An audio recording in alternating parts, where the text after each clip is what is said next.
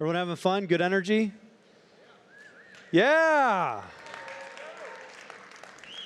All right. I see Brian. Does the world see Brian?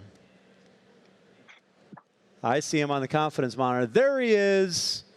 Brian checks notes. Armstrong, CEO and founder of Coinbase. Brian, it's good to see you, man. Can you hear us? I can hear you. I love your haircut, Ryan, and I can only imagine how tired you are after a whole week of these. I'd be exhausted, so thanks for powering through. The conference looks awesome. Well, absolutely, man, and I don't know if you can see the crowd here, but we have a pretty full room for the fact that it's the end of the day 3 on a Friday, so a lot of good energy in the room, and obviously I want to thank, for this last session, all the people who have tuned in on the live stream as well, and of course remind people that you'll be able to see some of these sessions in the playback. So. This is it's going to be a fun one, Brian. I think I did get your haircut, but I have the stronger beard. I think you and I see eye to eye on a lot of things beyond haircut. And one of the most important things that I think Coinbase has taken the lead on and maybe not gotten enough credit on is everything that you've done on the policy side the last 18 months. Coinbase is a public company. The first major public company in crypto. You've been secure and kind of a trusted brand since day one in the industry. You have been very vocal in a positive way and I think right on some of the values-oriented policy issues, like how do we maintain censorship resistance while also making sure that we protect consumers and kind of abide by the existing the spirit of existing consumer protections law and kind of fair and efficient markets. Why do you think the media doesn't see the same thing? And do you think that you get the short end of the stick sometimes? Is there something that is like a misconception, or are we just in this perpetual cycle of they build you up to tear you down? Because I think there's a disconnect between how this room feels about Coinbase, which is very positive, and then some of the last 12, 18 months, some of the public perception that you've had to battle in the media. Yeah, well, starting off with the good questions, I guess. Look, I mean, yeah, Coinbase has been around a long time, and I think I've started to shift our point of view over time of not just trying to build Coinbase, but how do we actually go out there and be a champion for the whole industry and defend the whole industry, right? And as you mentioned, I mean, we've always tried to be the most trusted brand, make products that are easy to use to get more and more people into crypto. But, sometimes people get confused. If you're the most trusted brand, why are you funding these lawsuits, versus the Treasury? Or why do I sometimes get into these unfortunate tweets, with people?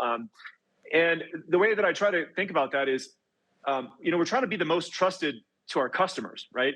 And I think 95% of the time that is aligned 100% with being the most compliant and being the most trusted to various policymakers and governments around the world.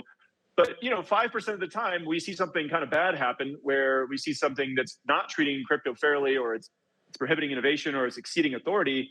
And those are the moments where I kind of do feel like Coinbase has a bit of an obligation to defend the industry and fund some of these pushbacks.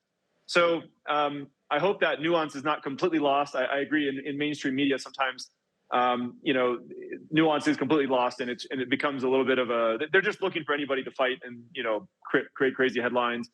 Also, if you're the leader, you tend to get some more hate as well. And we kind of went out first as a public company, but look, we're just one other company building this movement. It's much more about the crypto space broadly than anything Coinbase is doing at this point.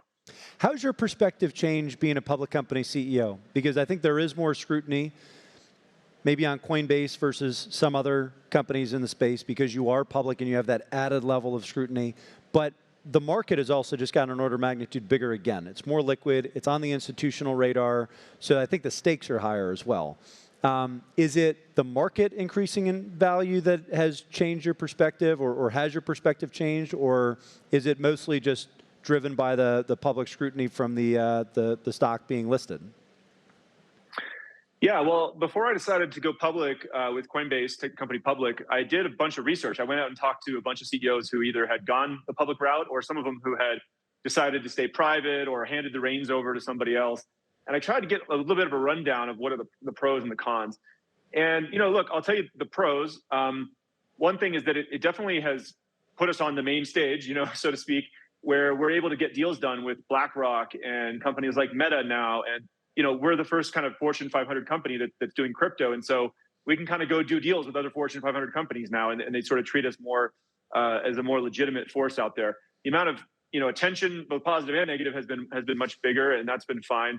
It's also easier to raise money as a public company. At least last year it was. Now the markets are a little different. But for instance, we raised $3 billion of debt last year, and at very attractive rates. And that whole process took 1 week, and I didn't do a single meeting. Our CFO literally just went out to the public markets, the debt markets, and we had the money in our account 1 week later, which was pretty crazy because as a private company, fundraising is really hard.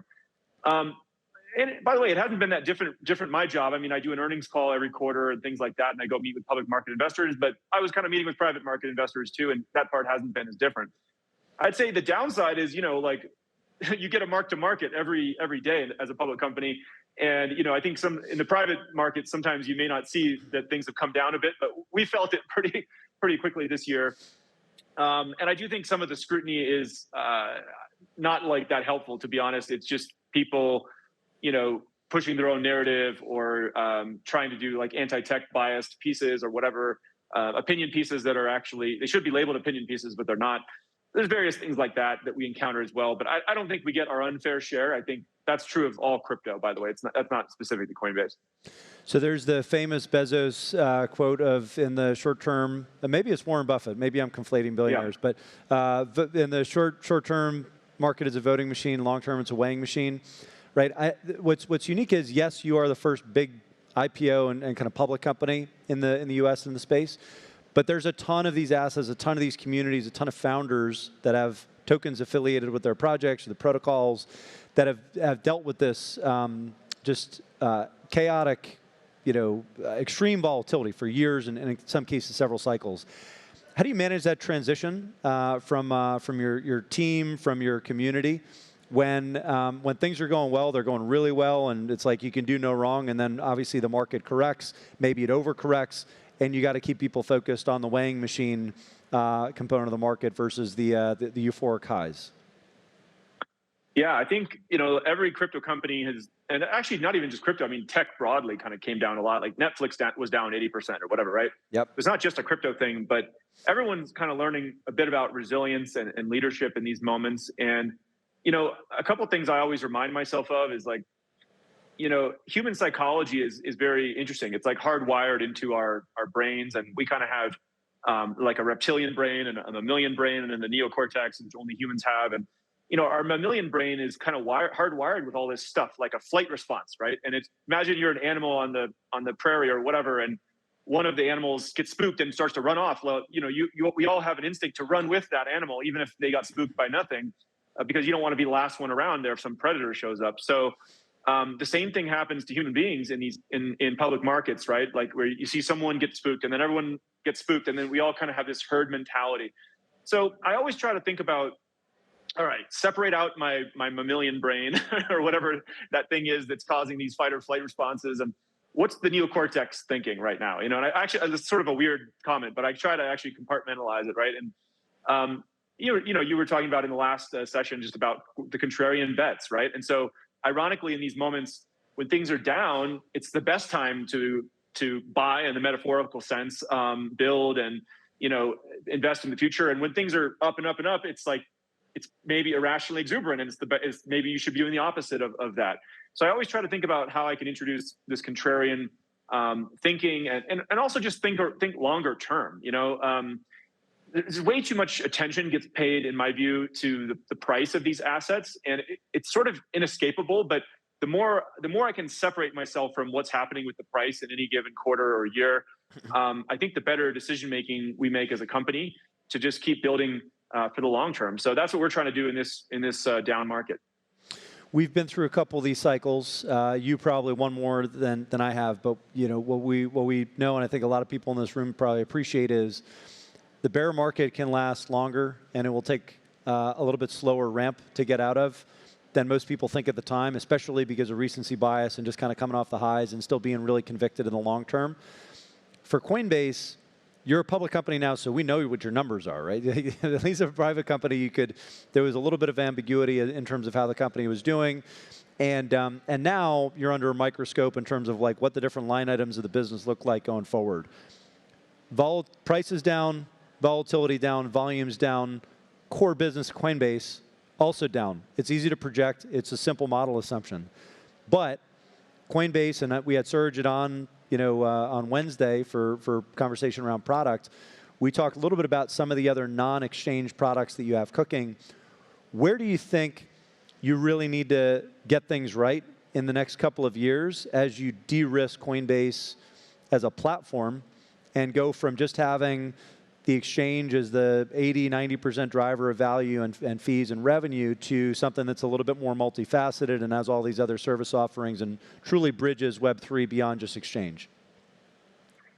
Absolutely, yeah. So I think if you look at the last 10 years, the first 10 years of crypto, if you will, exchanges were the best business model. And I think if you look at the next 10 years, we are going to see the best businesses kind of diversify more. And for companies that were this sort of first decade of exchange companies, Coinbase is a great example of this. We've started diversifying our revenue stream going back a handful of years and planting the seeds of these things which will eventually start growing. So we call this subscription and services revenue in our public statements, but as opposed to trading fee revenue. But that's the subscription and services revenue has now grown from about 4% 2 years ago to about 18% of our revenue, which is really good.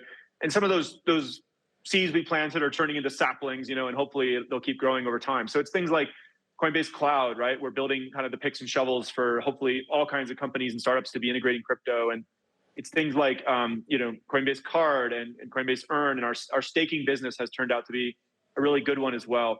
Even things like USD Coin, right? Which has been a nice counter-cyclical piece of revenue for us as we're seeing interest rates get hiked in this down market. So, it's interesting as a public company, you basically get higher multiples for predictable revenue, and trading fee revenue is just not predictable, right? And so I think it's going to be a very important part of our strategy to keep diversifying revenue streams over time, and start to think about Coinbase, the parent company, as almost like a portfolio of different products or companies that are each building with different revenue streams and cultures. How do you manage the build process now that every single time you want to launch something new, it seems like you have to go get permission from some regulators that in the last couple of years have seemed to have grown increasingly hostile, right? So you kind of alluded to your tweet from about 6 months ago, 12 months ago regarding the Coinbase, well, not Earn, but it was the interest-bearing product that you had, which was tough to get from 0 to 1, and you're kind of behind the 8 ball versus all the overseas or lightly regulated or less regulated companies that were able to ship these without necessarily the oversight and the permission elements. Is that something that's going to persist across product lines, or are there some areas where you're able to move a little bit faster that you're leaning into on the services side? Yeah, so Coinbase really, again, the parent company is really almost like a portfolio of different products and almost like their own companies at this point with their own P&Ls. So, for instance, our retail product that most people know us for, probably has the highest regulation, and there's a lot of consumer protection and KYC, AML, and a lot of the products. We engage with regulators all over the world on various products we're launching, and it does slow down the process sometimes, but I don't think that that's abnormal. Like there's lots of value to be generated in regulated markets, and we think at this point, regardless of what we think about regulation, it's going to be a regulated market, and so we just need to become excellent at that. Some of our policy efforts have helped with that. We also have our Prime business, which focuses on institutions, and that's also regulated, but there's less of a consumer protection lens around that, because regulators think of those are big boys. They can handle themselves if they lose funds or something like that. It's they're hedge funds and family offices and things like that. And we also have a part of our business, we call it kind of like Web3 or ecosystem, but it's things like our self-custodial wallet, Coinbase Wallet, right? Or Coinbase Commerce or Coinbase NFT, and cloud is in there and things like that. And actually, that's probably the least regulated piece of our business. I think in the self-custodial world, we're going to see a lot more innovation, just because in a self-custodial wallet, we as a company, we're never taking custody of customer funds, and so it's regulated more like a software company instead of a financial service company. So just by the nature of there being less regulation there, I think we'll actually see more innovation, and frankly, even better consumer protection, because there's lower switching costs between the different products. If people don't like the Coinbase one, it's all interoperable, built on these open standards, so you can move your stuff over to another one.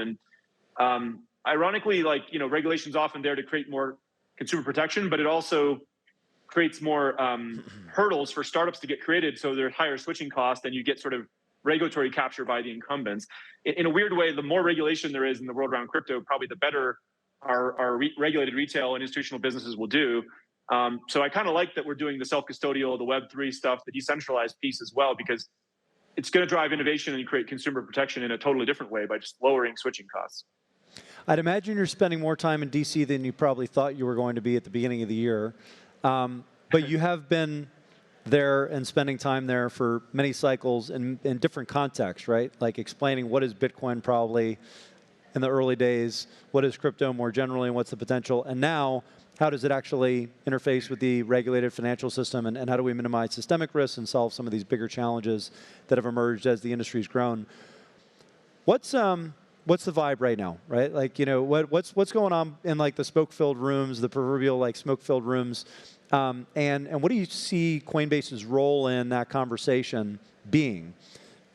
Historically, when we've gotten to this point in the internet days or kind of with big data monopolies, they'll engage, they'll talk the talk, they'll sit in these rooms, and then ultimately they're subject to regulatory capture, and that becomes a moat for them. Coinbase is interesting because you have made all of these Web3 investments. You mentioned the wallet, you mentioned cloud, and you've been very public about some things like how you would treat staking as a service, as a core service, if certain transactions were going to be censored, or you were going to basically be subject to censorship yourself as a custodian of these assets. So how do you get that balance right? You've got shareholders now. You've been through multiple cycles with some of these folks in DC. You've got a lot of advisors giving you different information, I'm sure. What's the balance, and what do you think your responsibility is to your end users and kind of the industry at large, since it is still early stage? Yeah, so you're right. I mean, Coinbase is a global company, and we've tried to engage with regulators all over the world from day one. First to be just an educational resource and just show up and be legitimate, and then after that, it's been to sort of try to help shape some of the policy behind the scenes. And in rare cases, we feel like we have to push back if we see something that's egregious or it didn't kind of go through a good process to gather input from the community and whatnot. But specifically on DC, yeah. So for a while now, I've been going to DC. I'd say on average about twice a year.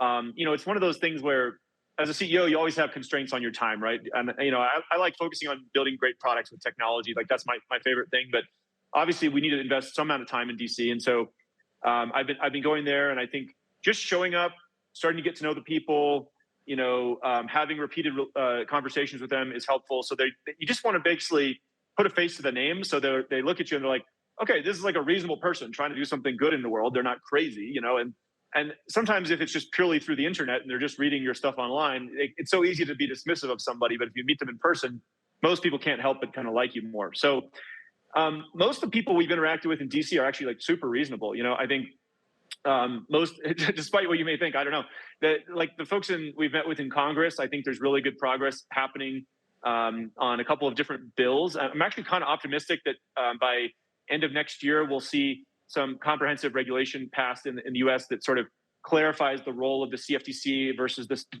SEC, versus Treasury. Kind of makes good definitions of what's a commodity, what's a security, what is a stablecoin, what is artwork like NFTs and that kind of stuff.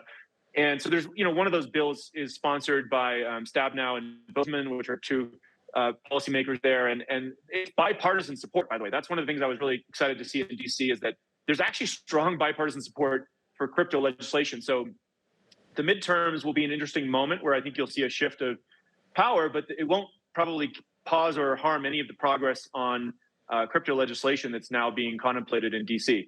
I do feel like, it's been frustrating at times where, I think the CFTC has been a pretty good regulator for us to interact with. I mean, we all want to create sensible regulation, things like that, but they seem like fairly easy to work with. I even think the SEC staff has been quite cooperative and easy to work with in many instances. I do think there's been a lot of rhetoric from the SEC chair, which has had this kind of chilling effect on the U.S. And I do think it's caused a lot of startups and asset issuers and all kinds of people to sort of get nervous and maybe get crazy legal advice. And we're starting to see some of that move overseas, which is probably really bad for America. I think it's been kind of unhelpful. And, the US is actually a little behind where the rest of the world is. Like the EU has just passed this MiCA regulation, and we're seeing the UK and Hong Kong and Singapore and Australia are all kind of on the cusp of passing this really clear regulation ahead of the US. So I think the US is a little bit behind, but the good news is the majority of legitimate, kind of reasonable people in DC, whether it's the White House with their executive order, Congress, bipartisan support, the CFTC, even the SEC staff, folks at Treasury, they all seem pretty reasonable, and they're moving towards clearer regulation. So I think that's a good positive trend. How do you balance between doing things like funding the defense of the Tornado Cash developers and coming to the defense or speaking out against the SEC's interpretation of securities or what they consider securities on your platform through this side door mechanism of a case where there was an insider trading element, which you reported and is being prosecuted by the appropriate authorities? You have to kind of pick your battles. And we're trying to educate policymakers, regulators, and win converts down in DC while also holding a firm line. And that seems like it's very much at odds, or can be at odds, or potentially explosive and damaging if it's handled the wrong way. So what are the precedents on, like, where, I guess said another way, where are you guys willing to go to the mat? And where are you like really looking to engage and compromise to come up with the best available policy for us? And are there guiding principles for those two buckets, or do you just try to take this kind of case by case as it comes? Yeah. So, look, I mean, honestly, it's a little frustrating sometimes because, I think the most valuable thing that we can be doing with our time and resources at Coinbase is building great products with technology. And, I want to be making sure we're integrating all the L2s out there, getting scalability of the blockchains better and better. And, we should be making it just super simple for anybody to kind of not just own crypto, but then access any Web3 app out there and just make that whole thing seamless. So it's not like the average person. I don't think we're going to get to 1 billion people if it's like, you have to learn how to bridge to an L2 and then move it to your Chrome extension. And like, the security needs to get better. All that's the stuff where we can add the most value. So in some ways it's frustrating because I feel like every few weeks there's some kind of piece of information that's running rampant around the world, whether it's through media or in government, there's some kind of proposal. And it's like, really? Like that's the idea that they're proposing. And so, we kind of have to jump in, and we have an awesome policy team, and like people, not just us, like actually the whole crypto industry is like really dialed up the policy efforts, which has been awesome. So I think we have more and more coverage around these things. But to answer your question specifically, if we see some kind of regulation or policy come out that we think it's basically treating crypto on an unlevel playing field with traditional financial services, or it's just like punitive, right? We're probably going to push back on that, right? If we see something that we think exceeds the authority of the institution that's doing it, like which is what happened in my view with this recent Treasury case with Tornado Cash, we support their progress and their effort around sanctioning bad actors. I think that's a good thing. We should be able to basically blacklist like addresses of known terrorists and things like that. But that's not what happened in this case. They sanctioned an entire technology, not a person or property, which is what their authority is articulated as. At least that's my understanding by Congress, that authority is given to them. So if we see things like that, that's the areas where we're going to push back. And I think just in general, I would say, I think the exchanges and any company that's kind of storing customer funds is probably going to be regulated kind of like a financial service. But what I really want to preserve in the world, for freedom and innovation and all this is the decentralized piece. So that's like self-custodial wallets. I think you should be able to kind of access whatever you want. There, you shouldn't need to like upload a bunch of documents like proving your identity or whatever. I don't think those funds, you should be able to seize those funds from people. Like I basically like I'm pro freedom in the world, and I think it creates better innovation and better outcomes for individuals. And so I'm going to be a champion for freedom and for the whole crypto industry. I think that's what's going to create the most positive outcome in society long term. And that's what the mission of our company is about, is economic freedom, how to increase that in the world. And so that's where you'll see us go to the mat.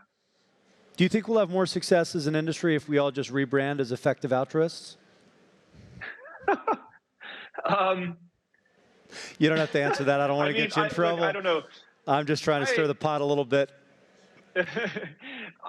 No issue with whatever other people are doing. I've been trying to learn about philanthropy too, to be honest. Like I went to this Giving Pledge conference, and like I don't know, I'm still figuring it out. I honestly, like, the best way to add value to the world so far that I've seen is through creating great companies, and even for-profit companies, I think, add a ton of value to the world. We've tried some philanthropic efforts, like we did something called Give Crypto, and I would say it was like a good V1, and like some stuff didn't go as well as we hoped, but like I'm damn glad we tried, and we'll probably keep trying stuff like that. So yeah, I'm trying to figure out philanthropy too. Let me know if you get it figured out. Yeah, well, I'll let you know once I figured it all out in the meeting of life and whatnot. So, all right, last question. Let's zoom out a little bit and give people something to shoot for. The next 12 months. What's a good outcome look like, and what's going to take to get there on the policy front, and kind of what's the most effective thing that people can do to build through the bear market and make sure we have a good country to actually build services, products, open protocols, and really, I think financial products that espouse, American values. Yeah, and yeah, I mean, they're kind of like Western value, even outside of America. It's just like pro-freedom and things like that. I keep trying to think more globally and not just U.S. Even though we are based in the U.S., I think it's been the best place for us to kind of have an impact. But in terms of your question, what's a good outcome? I mean, I think the two biggest things we can do to unlock the next wave of growth in crypto is regulatory clarity and scalability of the blockchains. So on the regulatory clarity front, I think we can try to make sure that these bills pass in places like in the U.S. with the Stab Now Bozeman bill. Hopefully, the language gets really nailed down. It preserves innovation in DeFi. We get similar stuff happening in every other country around the world. In the G20, I tweeted out this chart of all the legislation happening in all the G20 countries. With the exception of China, it's basically making good progress. We got to land all that stuff and make sure it's not punitive towards the open crypto networks. How blocks are validated, how self-custodial wallets work, all that stuff. And then I think in terms of scalability of the blockchains, we got to make sure we get all the L2s integrated. Coinbase is working really hard on that. I'm super impressed with the merge. That was a huge technical accomplishment. The ETH team and community should be super proud of that.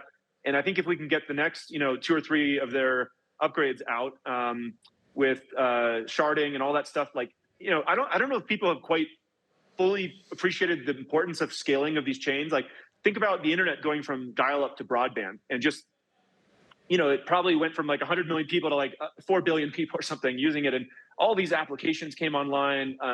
So it just weren't even possible with slower internet previously. And I think that's the kind of stuff it's on the order of that level of importance to get the chains even more scaled up. The last thing I'll say is just in the down market, don't die, right? Like every crypto startups out there has got to be managing their costs carefully. Look, nobody can really predict how long this sort of recession is going to last, but it seems like we're going to have more interest rate hikes. There's going to be more pain for a little while, but this is always dangerous to predict. But like my base case at the moment is, by end of 2023, hopefully we're kind of seeing signs of life and maybe coming out of this thing. But it could last longer than that, right? It could be shorter, it could be longer, but that's kind of my base case is Q4 2023 or second half or something like that. So we'll see. I'm guessing, but make sure the companies don't die in the meantime. You're pretty buttoned up on Twitter. Do you have an alt? DGen Spartan? Actually, no. I mean, I don't really. I don't have a non-account where I go like troll people or whatever. I do have like a lot of tweets sometimes what I thought would be like that'd be so funny or awesome to say, but like I censor myself because I'm trying not to get too distracted and just keep building stuff. But those are the ones that Brian ghostwrites for me, so they make their way out into the wild just in roundabout ways. Yeah. You're getting spicy enough tweets for both of us. I love it. Brian, thank you for joining us. This is fantastic. Hopefully we'll have you here in person next year. And thank you to everyone for staying. It's been a great 3 days. So, Brian, keep up the good work, and we'll see you soon. Thank you. Let's keep building the future. I love it.